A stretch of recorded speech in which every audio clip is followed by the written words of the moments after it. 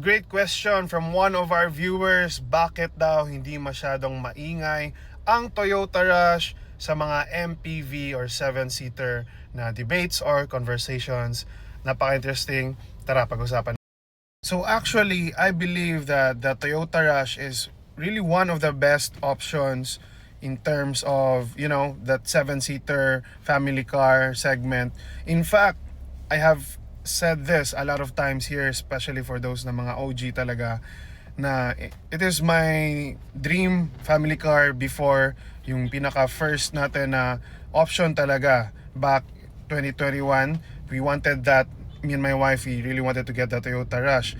But here are some of the reasons why I think hindi na siya masyadong maingay like you said here. Here's why.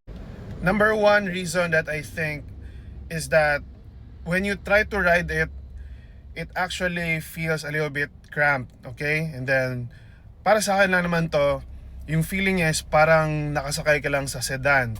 Outside, externally, mukha talaga siyang SUV, and that's what I really like. I even said that it's the most beautiful 7-seater. Yung design niya is the best talaga for me. But yun nga, yung space might be a little bit of a challenge for especially 7-seater purposes. And then I think the second reason would be the fuel consumption. Because of its 4-speed automatic, and then may mga nagsabi din na underpowered. But it's okay for me kasi 1.5, you can't expect naman talaga. But yun nga, fuel consumption compared to the newer CVTs like the Avanza, the Veloz, yun yung medyo leaning or yun yung purpose ni Toyota.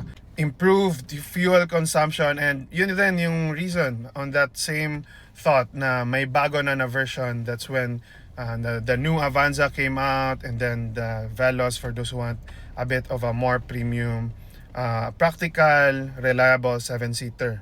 But aside from those two major reasons, I think it's still really a great option. Of course, the looks, and then 4-speed automatic. I know a lot of people still like that. The traditional automatic compared to a CVT.